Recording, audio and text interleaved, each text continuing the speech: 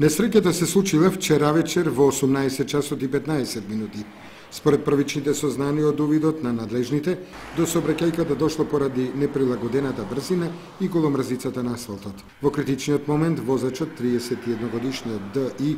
од Тетовското Јегуновце, инаку на привремена работа во Италија, изгубил контрола врз возилото, излетал од патот и се превратил неколку пати.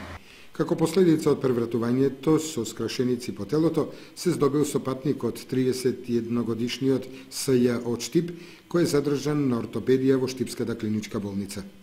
Неговиот сограѓанин 23-годишниот К.Б., кој заедно со него седал на задното седиште, по амбулантниот преглед со лесни телесни повреди е пуштен на домашно лекување.